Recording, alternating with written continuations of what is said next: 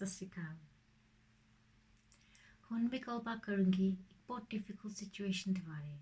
ਜੋ ਅਸੀਂ ਕਾਫੀ ਇਹਦੇ ਬਾਰੇ ਗੱਲਬਾਤ ਨਹੀਂ ਕਰਦੇ ਹੈਗੇ, ਲੇਕਿਨ ਬਹੁਤ ਇੰਪੋਰਟੈਂਟ ਹੈਗਾ ਕਿਸੇ ਇਹਦੇ ਬਾਰੇ ਗੱਲਬਾਤ ਕਰੇ। ਉਹ ਹੈ ਕਿ ਸੁਸਾਈਡ ਜਾਂ ਸੈਲਫ ਹਾਰਮ ਜੋ ਅਸੀਂ ਕਹਿੰਦੇ ਹੈਗੇ, ਉਹ ਹੈ ਕਿ ਜਦੋਂ ਲੋਕ ਇੰਨੀ ਉਦਾਸ ਹੋ ਜਾਂਦੇ ਕਿ ਉਹਨੂੰ ਲੱਗਦਾ ਹੈਗਾ ਕਿ ਹੁਣ ਮੇਰੇ ਕੋਲ ਵਜ੍ਹਾ ਨਹੀਂ ਹੈਗਾ ਕੁਝ ਜ਼ਿੰਦਾ ਲੈਣੇ ਕੇ ਲਈ, ਫਿਰ मैं अपने आप ਨੂੰ ਮਾਰ दूँ।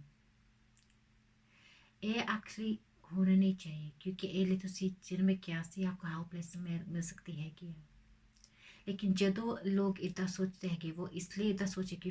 इन्ने उदास हो रहे हैं कि उन्हें लगता है कि हुन जिंदगी विच जो सोच है कि दिमाग विच जो जितना महसूस करेगी वो कभी भी जाएगी नहीं, वो कभी भी बेहतर नहीं होगी। वो सोच जो आपको नेगेटिव हो रही हैगी वो इन्नी इन्नी स्ट्रॉन्ग हैगी दिमाग और शरीर विच आपको लगता है कि इदा मेरी जिंदगी रहेगी,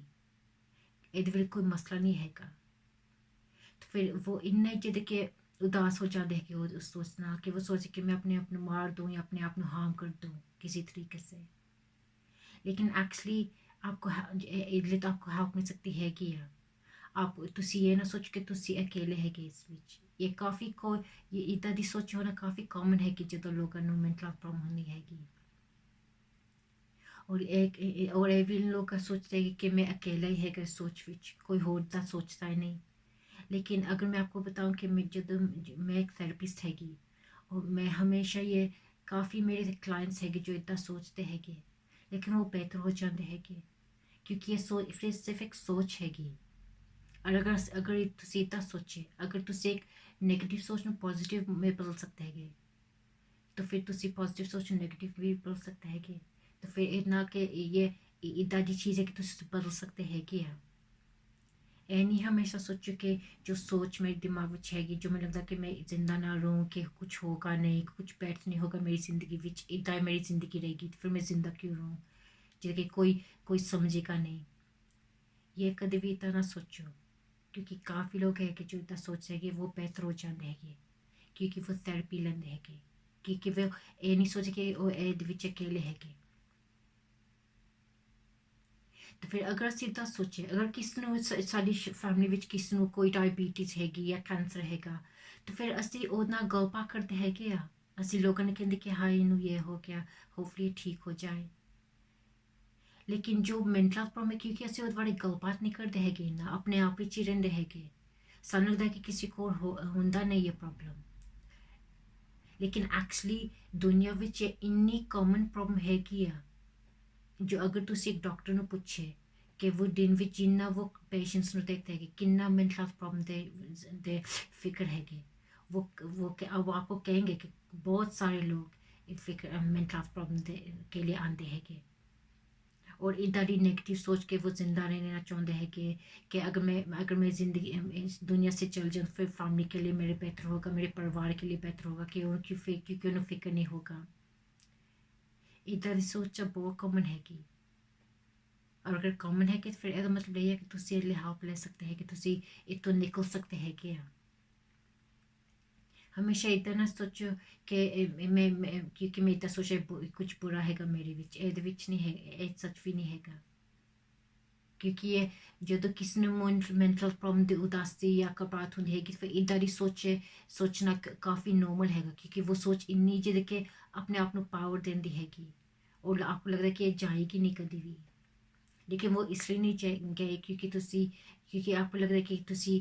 खुद उन्हें फिक्स नहीं कर सकते हैगे या आपको लगता है कि ਇਹਦੇ ਵਿੱਚ कोई चीज़ की रेमेडी नहीं हैगी लेकिन एक्चुअली हैगी आ। तो फिर अगर तुसी वही सोचे कि एक्चुअली हेल्प हैगी आ और मैं हेल्प लूँगा जो भी हैगी तुसी ਉਹਦੀ फिक्र ना करो कि किद्दां हेल्प होगी या जो भी हैगा तुसी वो हेल्प पहले से ही लो। फिर हौली हौली तुसी समझाएंगे कि आपको तुसी बेहतर हो सकते हैं या तुसी इस नेगेटिव सोच से बाहर निकल सकते हैं या जो फीलिंग है कि या जो अंदर गुतन है कि इसलिए इस ਇਹਦੇ ਵਿੱਚ तुसी उससे बाहर निकल सकते हैं। ਜਦੋਂ ਲੋਕ ਨੂੰ ਸੁਸਾਈਡ ਹੁੰਦੀ ਕਿ वो ਇਹ नहीं कि सिर्फ अपने आप ਨੂੰ ਮਾਰ ਜਾਂਦੇ ਹੈ ਕਿ ਕਈ ਲੋਕ ਹੈ ਕਿ ਜੋ ਇਹ ਨਹੀਂ ਕਰਦੇ ਹੈਗੇ लेकिन कई लोग जो अपने आप ਨੂੰ हार्म करते हैगे, अपनी बॉडी ਨੂੰ हार्म करते हैगे वो भी जिद के ऐसे कहेंगे कि वो इसलिए क्योंकि वो अंदर अंदर इन्नी सोच अपने शरीर या दिमाग विच रख रहे हैगे और वो उन्हें लगता है कि ये सोच सच हैगी फिर वो इसलिए अपने आप ਨੂੰ हार्म करना चाहते क्योंकि उन्हें लगता है कि कोई हो जिद के कोप नहीं कर सकते है फिर मैं इतना करूँ अपने आप में ताकि मैं कुछ महसूस करूँ फिर मैं ज़रूर आपको कहूँगी कि अगर ये आपको ये प्रॉब्लम है कि ये किसी हो भी तो फिर प्लीज़ ये हेल्प लो ये नहीं सोचिए कि ये सिर्फ ये एक टाइम में कोप कर सकता हैगा क्योंकि हो हेल्थी तरीके हैगे इन्हें कोप करने के लिए और इन्हें हौली हौली बेहतर करने के लिए तो फिर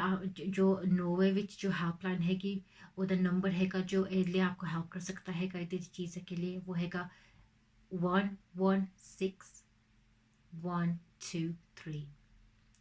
फिर नंबर मैं फिर से कहूँगी पंजाबी विच वो हैगा 116 123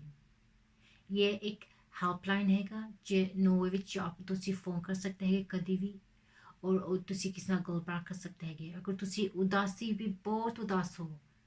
और आपको लगता है कि मैं अपने आप में कुछ कर दूँ या मैं अपने आप में कुछ हार्म कर दूँ या जो भी हैगा कभी भी ये ना सोचो इस नंबर ਨੂੰ लिखो अपने नाल रखो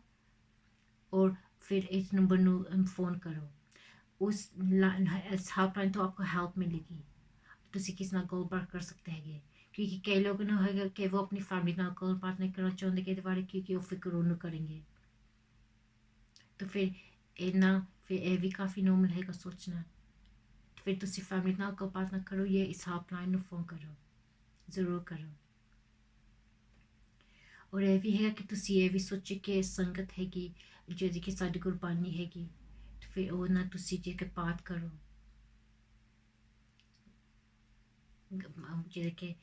संगत ਜਿਹਦੇ कि भरोसा करो इतना दी चीज़ें आपको हेल्प हौली हौली करेंगी टाइम लगेगा लेकिन आपको हौली हौली तुसी अपने आप में हेल्प कर सकते हैं और तुसी इस बहुत ਜਿਹਦੇ कि उदासी स्टेट से निकल सकते हैं ये नहीं सोचो कि ये सिर्फ एक लास्ट तरीका है कि मैनू ये करना पड़ेगा कुछ होगा नहीं क्योंकि मेरी ज़िंदगी बदलेगी नहीं इदा इदा रहेगी सारा कुछ नेगेटिव ही हैगा या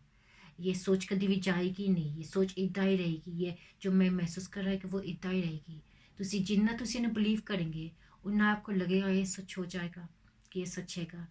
लेकिन अगर तुसी ये भी सोचो कि नहीं ये सिर्फ एक मेंटल हेल्थ प्रॉब्लम हैगी ये जो तुसी इन फिक्स कर सकते हैगे फिर ਉਹਦੇ ਨਾਲ ਇਹਦਾ ਮਤਲਬ ਇਹ ਹੈ ਕਿ ਜਿੱਦਾਂ मैंने पहले भी किया ਸੀ अगर तुसी आपको कोई फिजिकल हेल्थ प्रॉब्लम ਹੁੰਦੀ हैगी अगर आपको दिल की प्रॉब्लम ਹੁੰਦੀ हैगी फिर तुसी डॉक्टर को जाएंगे और वो आपको शायद कहेगा तुसी गोलियां लो या ये करो और तुसी हौली हौली ठीक हो जाएंगे इन्हें मैनेज कर लेंगे इस प्रॉब्लम में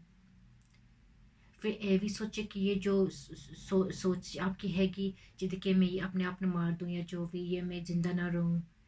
ये भी सोच कि ये सिर्फ एक मेंटल प्रॉब्लम हैगी ये नहीं सोचो कि ये सच हैगी ये सिर्फ एक मेंटल दी बीमारी हैगी और जिदा तुसी डॉक्टर को जाएंगे कोई बीमारी के लिए उदा ही तुसी एले भी डॉक्टर को जा सकते हैगे क्योंकि उन्हें काफ़ी बार शायद सुना होगा उन्होंने पता है कि तुसी हेल्प ले सकते हैगे फिर प्लीज़ ज़रूर इतना फिक्र ना करो कि आपको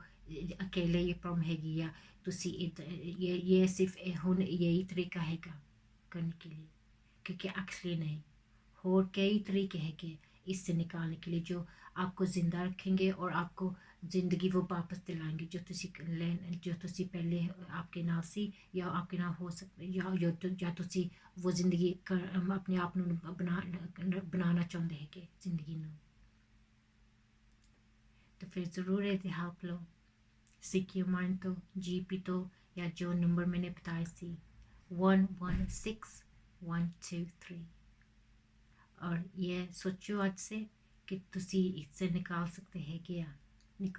क्या सिर्फ वो पहली स्टेप लो थैंक यू सत श्री अकाल